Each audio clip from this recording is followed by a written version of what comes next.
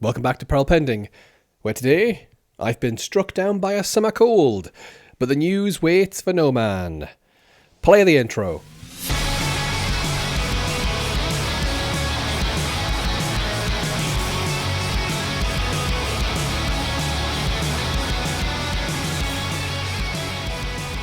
Although the cold deliverance of illness has sought itself upon me, I endeavour to bring you more news, more interesting little tidbits from my time strolling the internet.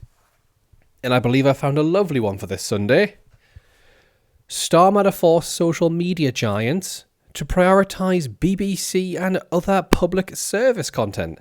This comes from the Telegraph by Dominic Penner. Let's have a little look at it.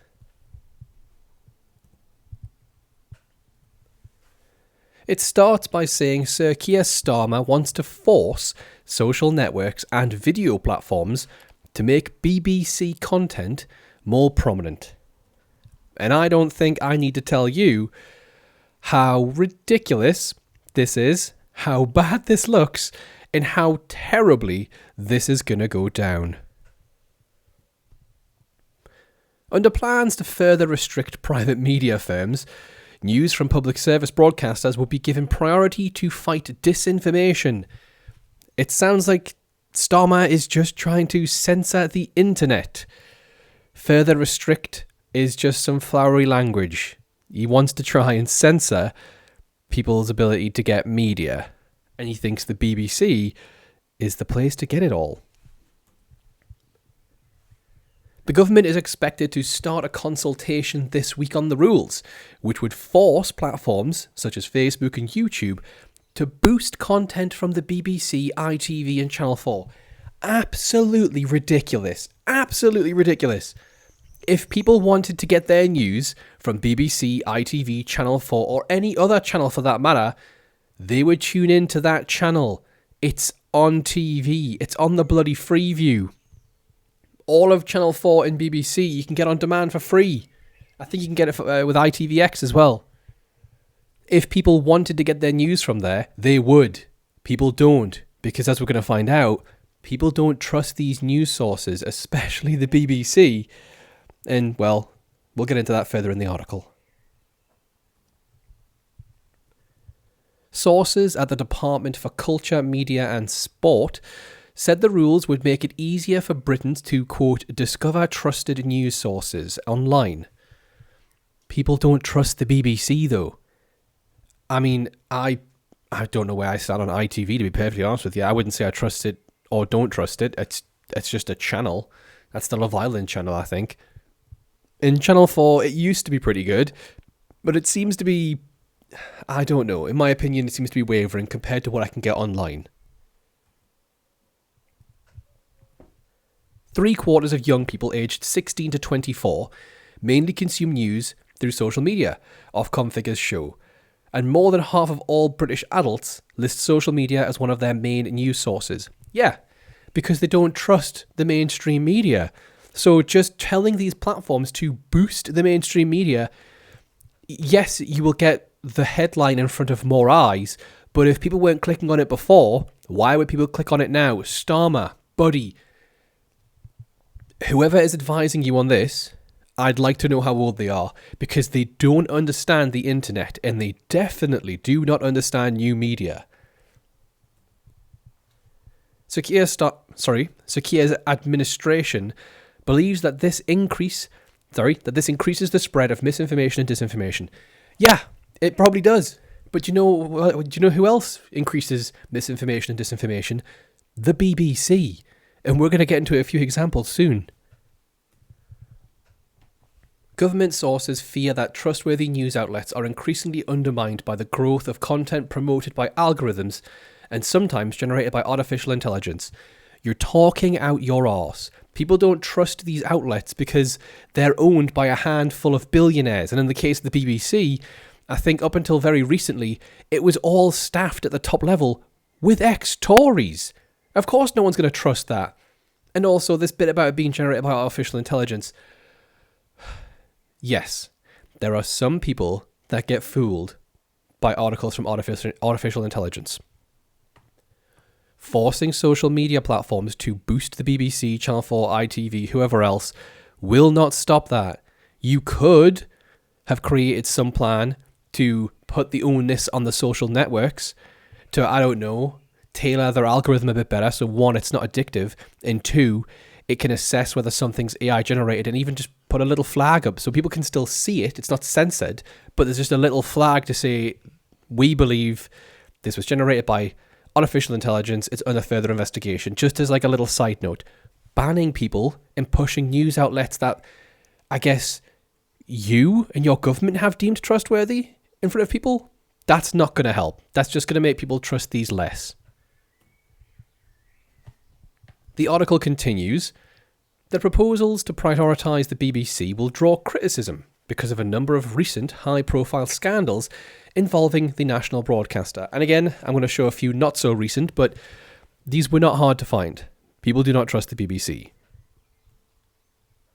A memo published by the Telegraph last autumn included evidence that BBC Panorama had doctored a speech by Donald Trump to make it appear he had directly called for violence on the day that his supporters stormed the US Capitol. The dossier also highlighted serious problems with BBC Arabic's reporting on Gaza, in which it apparently gave extensive space to the views of Hamas. And just this week, the BBC was accused by campaigners of double standards for sacking a presenter who had criticised its coverage of Hamas, but not dismissing reporters who had appeared to justify or celebrate the attack on Israel on October 7th, 2023. And there's many more where these came from. There's also the sacking of Gary Neville because he dared to view an opinion that was against the mainstream. But when any other broadcasters do it and it's with whatever the elites have established as being the going rule, that's absolutely fine. Or how about this very, very unusual behaviour from the BBC of forced impartiality? Like, for example, in Brexit, where we had 50, 60, 65, exaggerating a little, we had a lot of economists that said Brexit will be bad. Then they found one crackpot who said Brexit will be good for the economy. And then the BBC platformed them like that was equal. People do not trust them. Or, if you don't really care so much about the economy, how about when the BBC came under pressure from number 10 to avoid using terms like lockdown in the early pandemic? Does that sound like a trustworthy news source, Keir Starmer? An organisation that can be pressured by the government to present news one way or the other depending on how the government of the day feels? Does that sound like something the public should trust? Well, it's not. And this chart here from YouGov shows that 26% of those who were surveyed, 26% as of September 2025, well, March 2026 is the latest, only 26% say it's generally neutral. And as you can see here, it's never gone higher than 30% back in 2022. People don't trust the BBC. I don't know how people feel on ITV. I've never really considered it a news channel. And again, Channel 4 is better, but some of the stuff they've been doing recently, it hasn't been as good as it used to be. I don't know if this is because they're going for a softer touch or if there's a change of management, but that's why people go to the internet. That's why people come to places like here, places like YouTube, to get their news. Because, yes, there will be some that are grifting, 100%, but there are others that are not. And you can't just censor everything. You shouldn't be censoring any of it, to be honest with you, because all it's going to do is create a narrative in people's heads that, oh, well, they're being censored. Why are they being censored? I'm going to go over there and have a look now, because clearly that's something the government don't want. And guess what, Starmer? People don't like the government, and people don't trust it either. The article continues. Lord Young of Acton, the Tory peer who founded the Free Speech Union, said, "The Prime Minister has apparently decided that censoring social media should be his legacy, which is a bit weird for a human rights lawyer." Well, everything's been a bit weird from what Starmer's been doing recently. He seems to have forgotten that he used to be a human rights lawyer, or that humans even have rights. No final decision has been made about how best to fight what the government sees as disinformation, and a public consultation will be launched in due course, they said. The article ends by saying the Department for Culture, Media and Sport, they had this to say.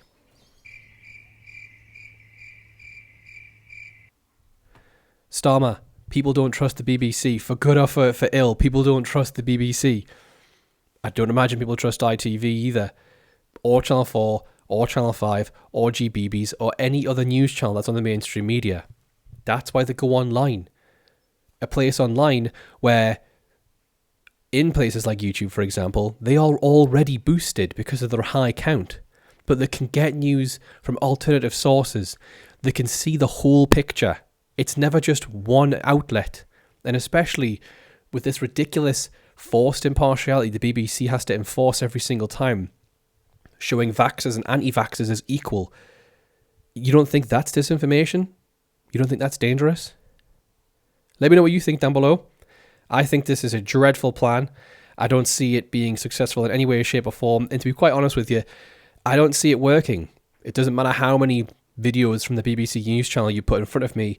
If I see a YouTuber, independent or not, who I trust, I'm going to go click on them. And that's why I hope you guys are all clicking on here.